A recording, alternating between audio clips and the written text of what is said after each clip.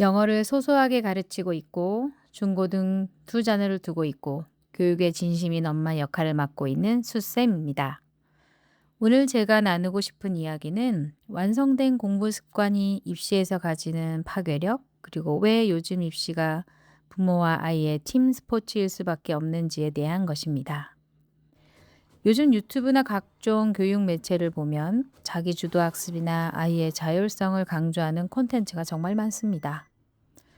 스스로 공부하는 아이로 키워야 끝까지 완주한다. 부모가 개입할수록 아이의 공부 정서가 망가진다. 그런 말들을 많이 하죠. 그런데 말이죠. 수많은 아이들의 학습 과정을 곁에서 지켜보면 현실은 그런 이상적인 이야기와는 꽤나 큰 거리가 있습니다. 실제 교육 현장에서 체감하는 현실은 초등, 중등 시절 부모의 밀착 관리를 통해 학습 습관이 완벽하게 세팅된 아이와 그렇지 않은 아이의 격차가 고등학교 진학 이후 결코 메워지지 않는 수준으로 벌어진다는 사실입니다. 오늘도 수많은 학생들이 학원에 오고 강의를 듣고 문제를 풉니다. 하지만 똑같은 한 시간을 앉아 있어도 그 안에서 만들어지는 결과물은 천차만별입니다. 왜 이런 차이가 발생하는지, 그리고 최상위권으로 가기 위해 부모와 아이가 어떤 전략을 취해야 하는지 팩트 위주로 하나씩 짚어보겠습니다. 제가 가르치고 있는 3학년, 5학년 아이들 중 요즘 보기 드문 아이들이 있습니다. 그 아이들 사례로 이야기를 시작해 보겠습니다. 이 아이들은 상위권 학생들이 공통적으로 가지고 있는 모든 자질을 완벽하게 갖추고 있다고 생각이 드는 아이들입니다. 지각을 하지 않는 아주 기본적인 태도부터 시작해서 부여된 과제의 완결성, 수업 시간에 선생님의 말을 놓치지 않고 집중하는 자세, 모르는 부분이 나왔을 때 본인이 정확히 무엇을 모르는지 정리해서 질문하는 능력, 그리고 오답을 접했을 때 노력으로 극복하려는 태도, 이 모든 것들이 체화되어 있었습니다. 이 학생들의 훌륭한 습관은 결코 타고난 것이 아닙니다.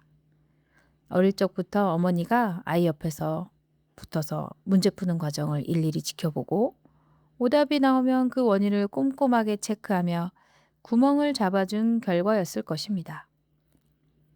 초등 시절부터 형성된 이 태도는 중등을 거치면서 고등이 되어가는 과정에서 매우 중요한, 아니 어쩌면 가장 중요한 것입니다. 이 차이가 입시 현장에서 어떤 결과를 만들어내는지 아십니까? 학원이나 지도자 입장에서 가장 많은 시간과 에너지가 소모되는 단계가 바로 습관 잡기입니다. 아이가 학원에 와서 딴짓을 하지 않게 만들고 숙제를 제대로 해오게 훈련시키고 오답 노트를 쓰게 만드는 데만 최소 몇 개월에서 길게는 몇 년이 걸립니다. 그런데 이 습관 잡기 과정이 이미 집에서 완벽하게 끝난 상태로 온 아이들은 모든 과정이 다르게 흘러갑니다. 그렇기 때문에 곧바로 진도를 빠르게 빼고 수능과 내신, 최상위권을 목표로 하는 맞춤형 플랜을 즉각적으로 실행할 수 있게 됩니다. 학습의 가속도가 완전히 달라지는 거죠. 부모의 초기 밀착 지도가 아이의 학습 시간을 번 셈입니다. 저는 요즘 이런 경우를 정말 많이 봅니다. 우리 아이는 머리는 좋은데 혼자 하게 두니까 성적이 안 나와요. 혹은 고학년이 되었으니 알아서 하라고 뒀더니 성적이 떨어졌습니다. 라고 말하는 학부모님들입니다. 그런데 말이죠. 요즘 입시 제도의 구조를 정확히 들여다볼 필요가 있습니다. 지금의 입시는 10년, 20년 전 우리가 공부하던 시절과 완전히 다릅니다. 초등학교 때는 시험을 보지 않고 성적으로 등수를 가르지 않습니다. 아이들이 자신의 학업 성취도와 자신의 객관적 위치가 어디인지 알지 못하고 중학생이 됩니다. 그리고 자유학년제가 있습니다. 초등부터 중등 2학년까지는 깜깜이 기간이라고 할 수 있습니다. 그렇게 중학교 2학년이 된 아이들은 대부분의 아이들이 중3을 거쳐 고등학생이 됩니다. 그때부터 인생의 뜨거운 맛을 보게 됩니다. 평가의 범위가 비정상적으로 넓어졌고 챙겨야 할 요소가 너무 많습니다. 내신 지필고사뿐만 아니라 시도 때도 없이 이어지는 수행평가, 거기에 수능 최저 학력 기준까지 챙겨야 합니다. 현실은 아이 혼자 이 모든 입시 전략을 세우고 관리하는 것이 불가능에 가깝다는 것입니다. 아무리 성숙한 아이라 해도 당장의 과제와 시험 범위를 쳐내는데 급급할 뿐 전체적인 입시판을 읽고 장기적인 로드맵을 설계할 수 있는 안목은 없습니다. 그래서 요즘 입시는 절대 아이 혼자 뛰는 단독 경기가 아닙니다. 철저하게 부모와 아이가 손발을 맞추는 팀 스포츠입니다. 아이의 역할이 플레이어로서 필드 위에서 직접 뛰는 것이라면 학부모의 역할은 명확합니다. 아이가 길을 잃지 않도록 전체적인 공부 가이드라인을 짜주고 시시각각 변화하는 입시 정보를 업데이트하고 아이의 현재 수준에 맞는 적절한 교재와 인강, 학습 환경을 적재적소에 제공하는 강력한 조력자가 되어야 합니다. 수많은 합격자 데이터를 분석해 봐도 마찬가지입니다. 최상위권에 진입한 아이들 뒤에는 예외 없이 정보력을 바탕으로 전략적인 판을 짜준 부모의 조력이 존재했습니다. 부모가 입시라는 경기의 감독이자 페이스메이커 역할을 해주지 않으면 아이는 아무리 열심히 뛰어도 좋은 성과를 내기 어렵습니다.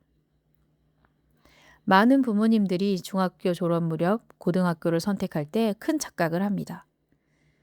단순히 학교 분위기가 좋다는 이유로 혹은 학종으로 명문대를 많이 보냈다는 소문만 듣고 내신 경쟁이 극도로 치열한 명문고나 특목고, 자사고 혹은 지역 내 전통 명문 일반고로 아이를 보내려고 합니다.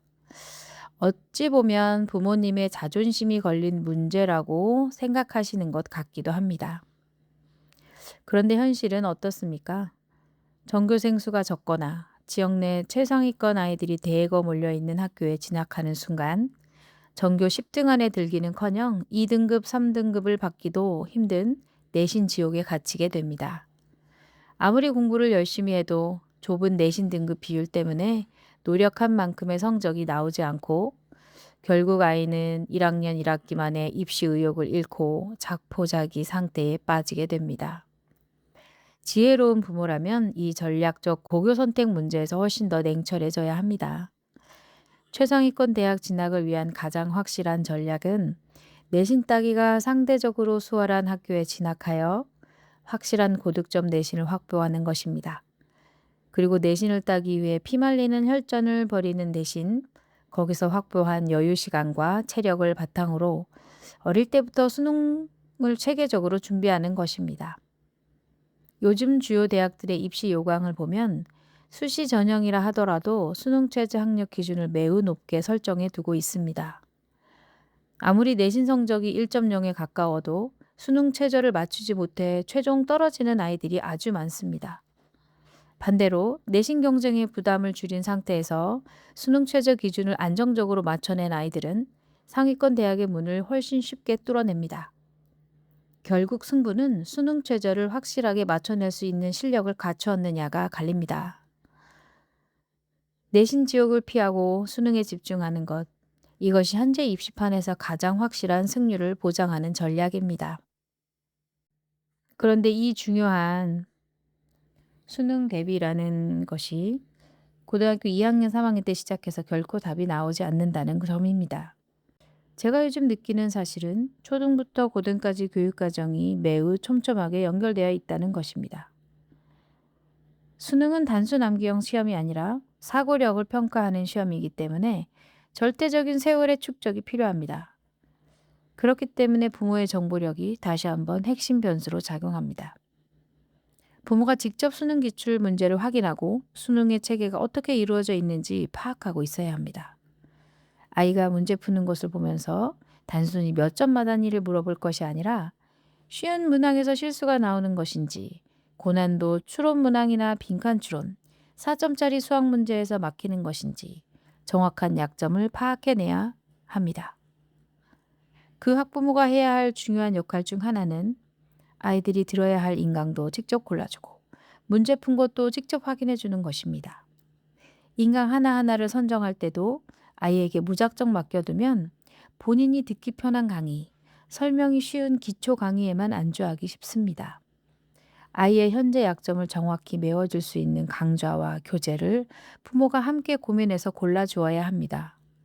그리고 문제를 풀었다면 채점만 하고 끝낼 것이 아니라 실제로 문제 푸는 과정과 오답이 제대로 정리되었는지 부모님이 직접 눈으로 확인해 주셔야 합니다.